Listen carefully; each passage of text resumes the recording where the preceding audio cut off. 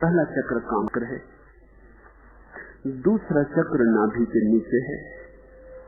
दूसरे चक्र में जब ऊर्जा आती तो भय समाप्त हो जाता है, अभय उपलब्ध होता है, क्योंकि दूसरे चक्र से ही मृत्यु का संबंध है। जब दूसरे चक्र को तुम पार कर लिए, मृत्यु को पार कर लिए। इसलिए जब भी तुम्हें भय लगता है तब तुमने सोचा होगा, समझा होगा कि तत्क्षण तुम्हारे पेट में कुछ गड़बड़ होनी शुरू हो जाती। बहुत भयभीत अवस्था में तो आदमी का मलमूत्र भी त्याग हो जाता है। वो इसलिए हो जाता है कि भय का चक्र इतना सक्रिय हो जाता है कि पेट को खाली करना जरूरी हो जाता है। भयभीत आदमी के पेट में अल्सर हो जाते, चिंतित आदमी के पेट में अल्सर हो जाते। अल्सर का कुल इतना ही मतलब है कि भय का चक्र इतने जोर से घूम रहा है कि तुम्हारे शरीर को ही उसने पचाना शुरू कर दिया। उसने पेट की चमड़ी को पचाना शुरू कर दिया, इसलिए अल्सर पैदा होने शुरू हो गए। जब ऊर्जा भय के चक्र से पार हो जाती तुम निर्भीक हो जाते हो, अभय हो जाते हो, मौत दिखाई नहीं पड़ती, सभी जगह अमृत प्रतीत होने लगता है। फिर तीसरा चक्र नाभि के ऊपर, उस तीसरे चक्र पर आते ही तुम्हारे जीवन में कुछ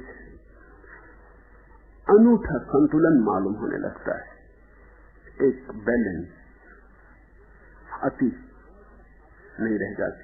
अन्यथा साधारणता जीवन में अतियां हैं, या तो तुम एक अति पर जाते हो कि भोग लो या त्याग कर लो, या तो बहुत भोजन कर लो या उपवास कर लो, बस ऐसे अतियों पर डोलते रहते। कभी ध्यान कर लिया बैठ के 4 घंटे, फिर 4-6 दिन के लिए नींद ले ली। जैसे ही तुम तीसरे चक्र पर आते हो अति विलीन हो जाती, संतुलन पैदा होता है। जब तुम चौथे चक्र पर आते हो तो चौथा चक्र हृदय का चक्र है। तब तुम्हारे जीवन में पहली दफा प्रेम पैदा होता है। उसके पहले तुम प्रेम की बात करते हो, चर्चा चलाते हो, वो चर्चा और बातचीत ही है। उसके पहले तुम्हारा सब प्रेम काम वासना का ही छिपा हुआ रूप है। शब्द के आवरण तुम कुछ भी लपेटो, भीतर काम वासना नंगी खड़ी है। हृदय पर जब ऊर्जा आती है तभी तुम्हारे जीवन में प्रेम का प्रादुर्भाव होता है, काम विसर्जित हो जाता है। फिर 5वां चक्र है कंठ पर। कंठ पर आते ही ऊर्जा सत्य को अभिव्यक्ति देने की क्षमता को उपलब्ध होती। जरूरी नहीं कि सुनने वाला समझ पाए, सुनने वाला भी तभी समझ पाएगा जब उसका भी 5वां चक्र सक्रिय हो जाए। 6वां चक्र, जिसको शिवनेत्र कहें, थर्ड आई कहें, जो तुम्हारी दोनों आंखों की भौहों के मध्य में, क्योंकि वहीं से रोशनी फिर भीतर भर जाती। जिसका भी तीसरा नेत्र खुल गया उसके भीतर प्रकाश ही प्रकाश हो जाता है, और जिसके भीतर प्रकाश है उसके बाहर भी अंधकार नहीं। वो जहां भी जाता है अपने ही प्रकाश में चलता है, उसके लिए संसार में फिर कहीं कोई अंधकार नहीं। और 7वां चक्र सहस्रार है।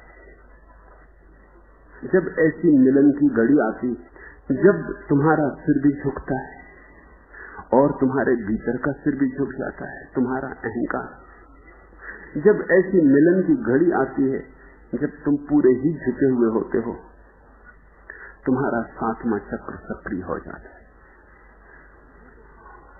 और ये जो चक्र सक्रिय हो जाए, अपनी तरफ से कुछ भी ना किया था, सिर्फ झुक गए थे, ये भी कोई करना, और क्षण भर में क्रांति हो गई, खंडित वीणा अखंड हो गई। जो कल तक टूटी धार थी संयुक्त हो गई। कल तक, क्षण भर पहले तक जिस भीतर के मंदिर का तुम्हें कोई पता न था, उसका कलश दिखाई पड़ने लगा। इस जीवन को अगर तुमने काम वासना से देखा है तो ये संसार है। इसी जीवन को अगर तुमने सहस्त्रार से समाधि से देखा है तो यही अगम अगाध है।